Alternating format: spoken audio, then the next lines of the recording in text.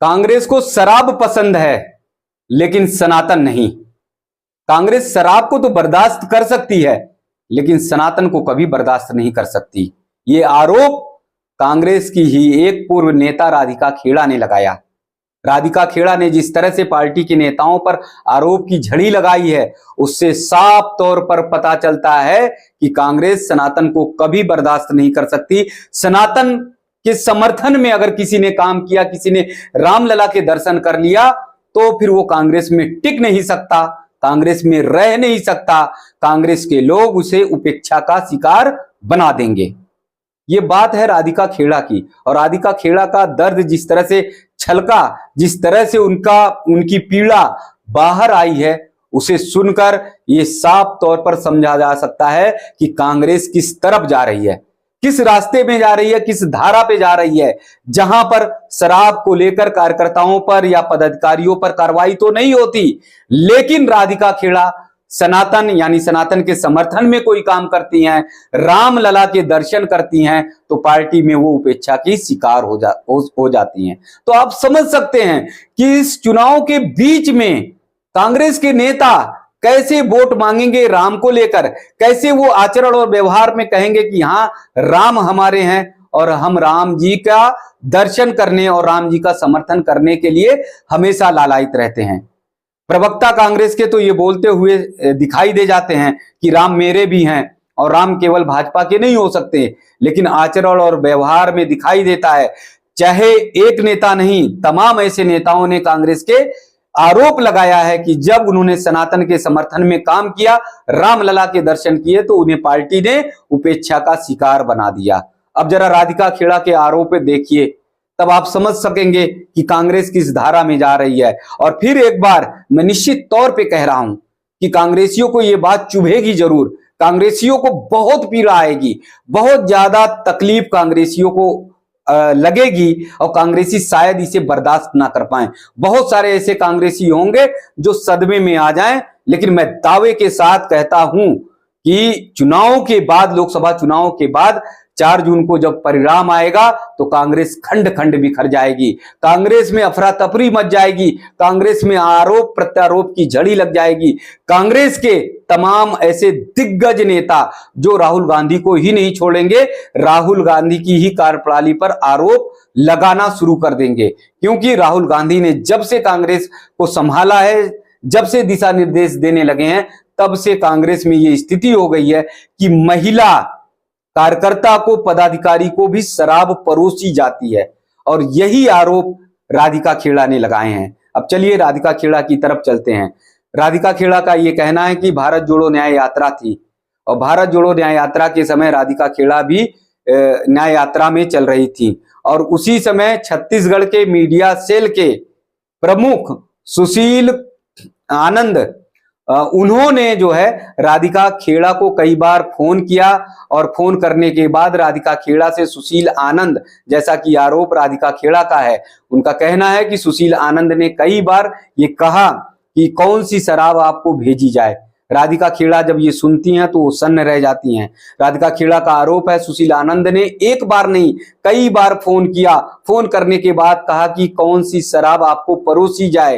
राधिका खेड़ा का ये भी आरोप है कि जिस होटल में वो ठहरी हुई थी, उस होटल के दरवाजे को बहुत बार, कई बार पीटा गया, कई बार खुलवाने का प्रयास किया गया। वो डर गई, सहम गई और उन्हें ये लगा कि ये क्या हो रहा है उनके साथ, कि उन्हें शराब परोसने के लिए विवश किया जा रहा है उनको और उन्हें उनके साथ हर समय बदतमीजी हो रही है।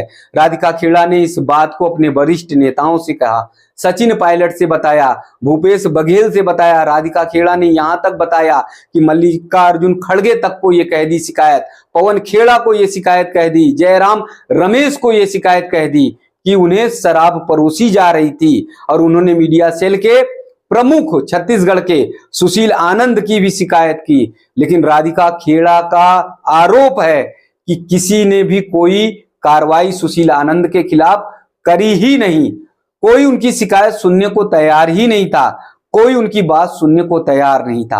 आप समझ सकते हैं कि जिस पार्टी में प्रवक्ता के को शराब परोसी जा रही हो और प्रवक्ता शिकायत कर रही हो, उसकी शिकायत को नहीं सुना जा रहा है, तो आम कार्यकर्ताओं की शिकायत कैसे सुनी जा रही होगी, किस तरह से उनकी शिकायत का निस्तारण हो रहा होगा।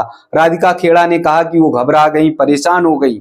और अंत में आश्चर्य की बात आप देखिए कि इस शिकायत को उन्होंने प्रियंका गांधी वाड्रा से भी कहा, जो कहती थी कि लड़की हूं, लड़ सकती हूं, जिन्होंने नारा दिया, जिन्होंने इस नारे को बुलंद किया और कांग्रेस में लड़कियों को मजबूत करने, महिलाओं को मजबूत करने का काम करने का दावा प्रियंका गांधी वाड्रा ने कहा कि ये जो नारा है इससे जरूर लोग मजबूत होंगे।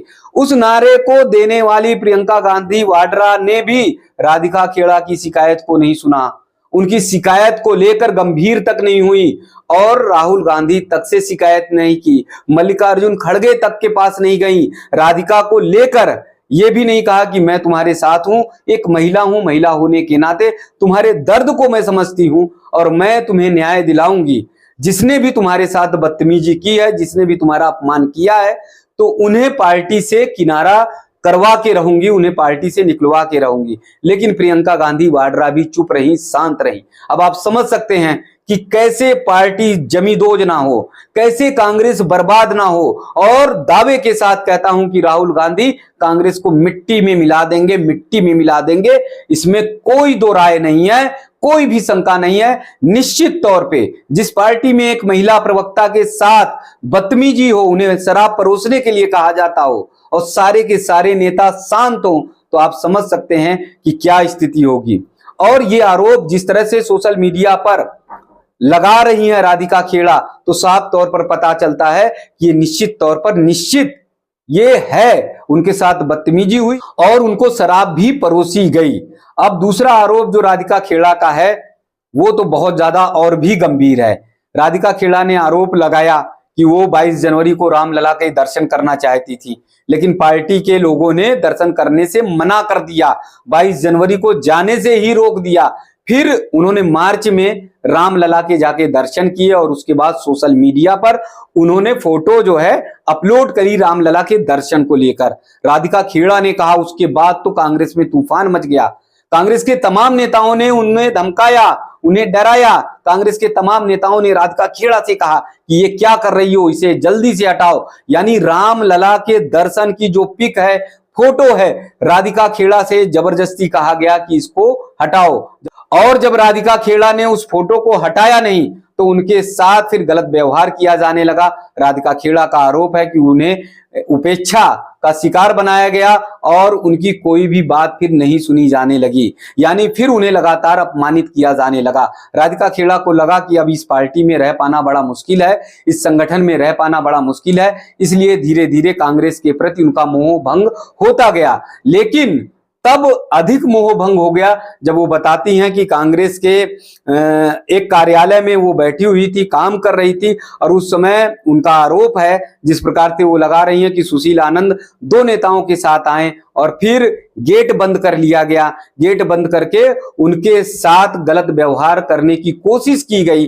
तभी राधिका खेड़ा ने अपना मोबाइल निकाल लिया और मोबाइल के कैमरे को ऑन किया और उसके बाद राधिका खेड़ा ने जोर जोर से चिल्लाना शुरू कर दिया। राधिका खेड़ा ने यह भी कहा कि ये सोशल मीडिया पे वायरल कर दिया जाएगा, अगर इस तरह का गलत व्यवहार, गलत हरकत कुछ भी हुई तो इसको सार्वजनिक कर दिया जाएगा। तो हो सकता है फिर कांग्रेस के जो नेता थे जिन्होंने गेट बंद किया था, जो कुछ गलत करना चाहते थे राधिका खेड़ा के साथ, तो वो भयभीत हुए और डरकर भाग गए। तो राधिका खेड़ा ने कहा कि इसकी शिकायत भी उन्होंने पार्टी के वरिष्ठ नेताओं से कही, उसके बावजूद भी कोई कार्रवाई उन नेताओं के खिलाफ नहीं हुई।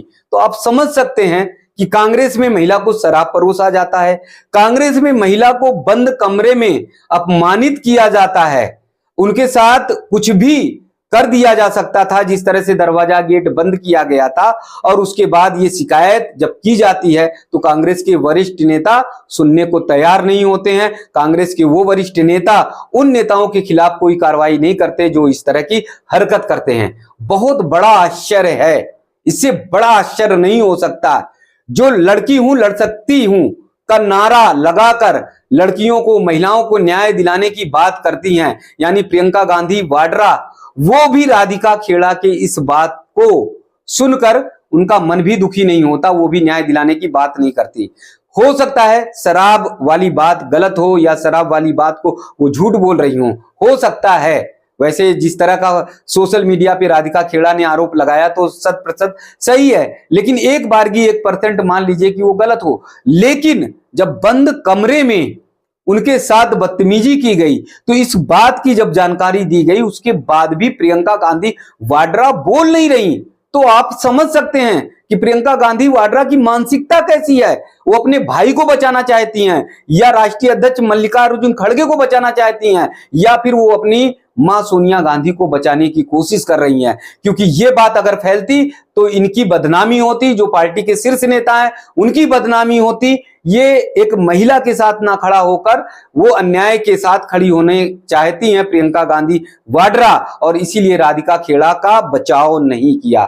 तो जैसा मैंने शुरू में किया कि कांग्रेस शराब तो बर्दाश्त कर सकती है, शराब को सहन कर सकती है, लेकिन सनातन को कभी स्वीकार नहीं कर सकती, सनातन को कभी सहन नहीं कर सकती, सनातन के साथ कभी खड़ी नहीं हो सकती, सनातन के सकारात्मक परिचय कांग्रेस कभी नहीं दे सकती। और इसीलिए राधिका खेड़ा के शराब वाले मामले पर कोई कार्रवाई नहीं हुई, लेकिन राधिका ने जब सनातन यानी भगवान राम जी के दर्शन किए, रामलला के दर्शन किए, तो उन्हें पार्टी में उपेक्षा का शिकार बना लिया गया। तो ऐसे में कांग्रेस की धारा किस तरफ जा रही है, किस ओर जा रही है, आप समझ सकते हैं। जो कांग्रेसी नेता कहते हैं कि हम सनातनी हैं, जो कांग्रेसी नेता कहते हैं कि हम तिलक लगाते हैं, जनेऊ धारण करते हैं, जो कांग्रेसी नेता कहते हैं कि राम उनके भी हैं, तो उनसे ये सवाल है कि जब राम के दर्शन करने कांग्रेसी नेता जाते हैं तो उन्हें उपेक्षा का शिकार क्यों बनाया जाता है।